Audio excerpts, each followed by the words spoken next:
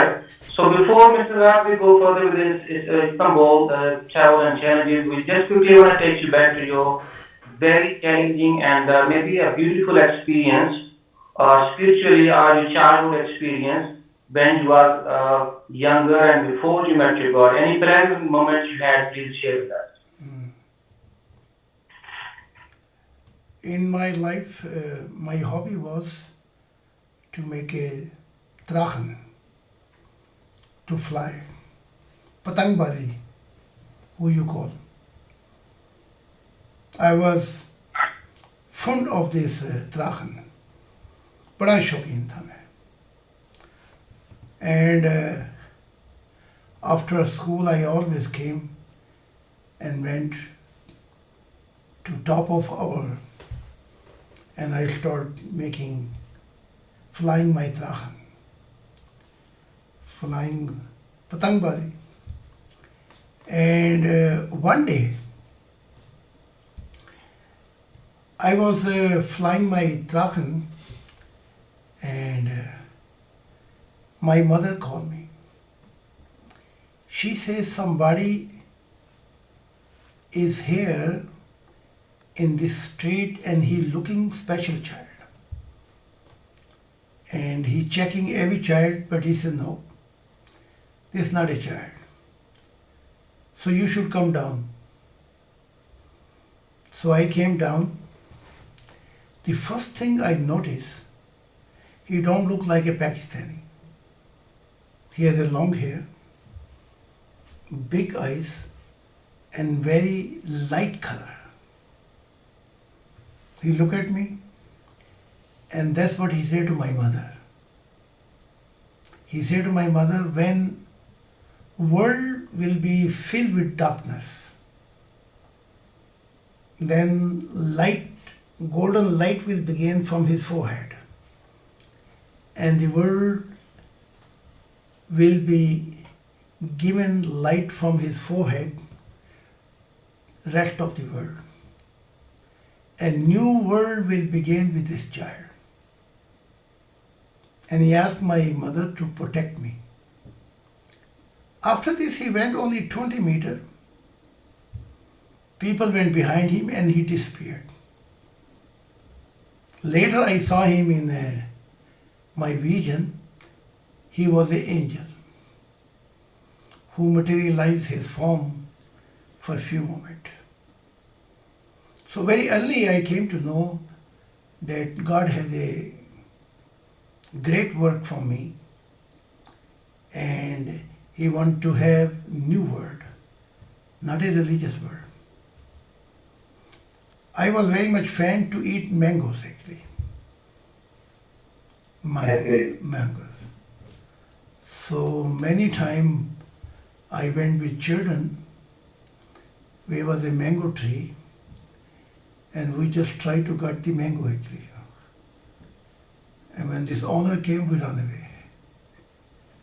Like a children live as a childhood, So mango was my favorite food actually. And even many times when there was a raining, मैं पतंगबाजी करता था अपना, in raining even, flying the drachen.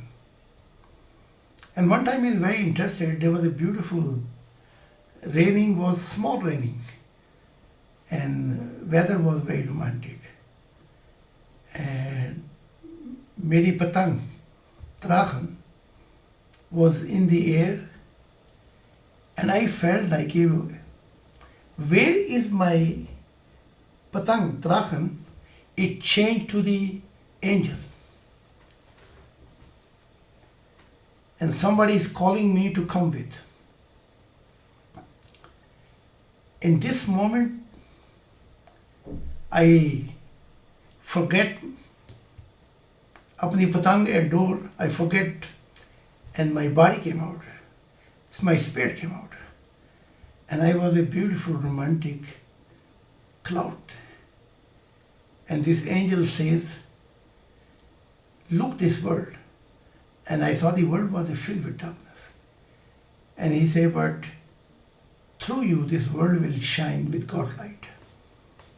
So I have a beautiful stories in my lifetime which make me very aware that I am a very special child actually, child of God actually. But because my family was a very poor, I run from a school and then I come to my father, and he was an old man. And our third and sister brother, nobody want to help. But I was the only one who helped him. And all until 10 o'clock, I was going all marketing. Poor people came and they drink the tea and we got a little bit money to survive actually. So I do not have a good childhood. Like you go to school, you have a higher standard. Pakistan is like a poor or rich. There is nothing between, middle society. So my days are filled with hard work. And many times I was very sad that I know so much, but I cannot share with Muslim actually. Otherwise they're gonna kill me actually. So I have to leave my cousin because she chose to go in film industry. She became very famous movie actor. I don't want to mention her name, but she chose one world where happiness is for today. And I choose one way which was a long way to go and have a cross. So this was our life end up, and that's the way I came back then. In Afghanistan, Iran, and Turkey. Afghanistan that time was a people who break, there were many groups, who break children hand and feet, and then they send them to ask money, battle the money. But I was very good because I did always sport. So I was helping them clean the guns and other things so I could survive there. But one night I ran away from there. And Iran, when I came, Iranian people they don't treat Pakistani very good. So after a short time, I came to then Turkey. That time, I think this is the time of 1974, something like this, if I can remember. And Turkey, my life began. Yeah, what we did Turkey, I was working with a sugar firm factory, and I have to carry until 3 floors. But then there was a many Pakistani agent. They took my money, they stole my money, they took my passport, and not only me and other people. And they tried to beat, but then violence happened from my side too, and I ended up in jail, and this agent ran away. And so I was in 1 year in jail. This jail is a very famous jail in Istanbul, and many people died there. But somehow I survived actually. Yeah. Shall I continue, or you have another question? You can carry on the story, sir. We just wanted to know what kind of challenges you had to deal when you were in a lockup for 1 year time. Did you still preach to people about God? And No. did some people follow you? Or No. what actually happened there?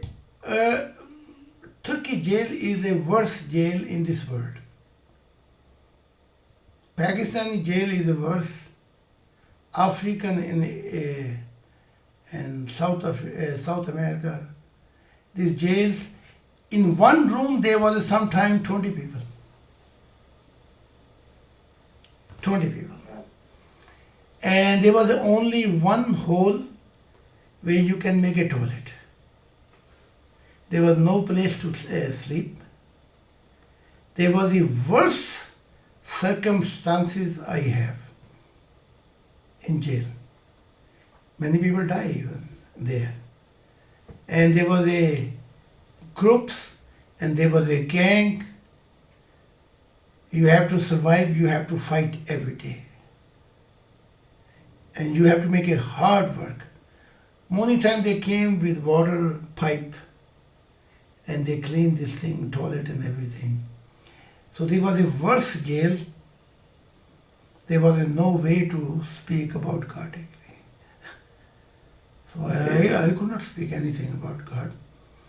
But I remember in one night in this jail, I saw the light of God. And God was very sad. God said to me, if it's okay for you that you want to go on and take this cross. I said to God, my life gonna be end up with you.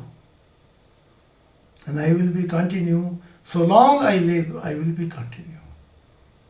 So after 1 year I came out and Istanbul I worked, but I was sleeping on the bridges because I had no home actually.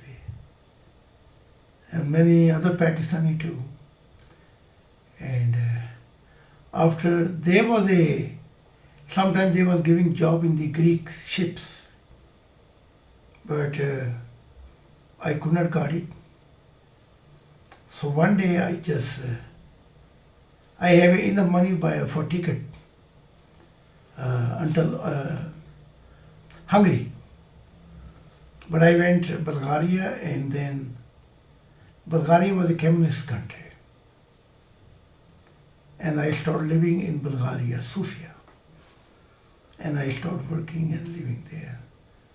And life circumstances was very hard, very sad. But one advantage was that Pakistani, they was not behind me, agent was not behind me. This communist country, nobody liked to live. So I was working over there, cleaning street, cleaning this, taking this garbage, and I survived, and I was working there. And after I left from there, I came Yugoslavia. Yugoslavia was under Marshal Tito, communists. So it's a long story, Marshal Tito. And there I started working on the small hotel, cleaning. And I was very happy that I left this agent, this Pakistani mentality, because they always was killing each other, fighting each other every day. And if I would stay in Turkey, I think something would happen very bad. So Yugoslavia, I was living because I have no money actually. So I just started living Yugoslavia. And I cannot remember how long I was there. But after that I went to Hungary, Budapest. I see. I'm sorry to interrupt you. How old were you by that time? If I can remember, I think between 19 or 20. This was it. Okay.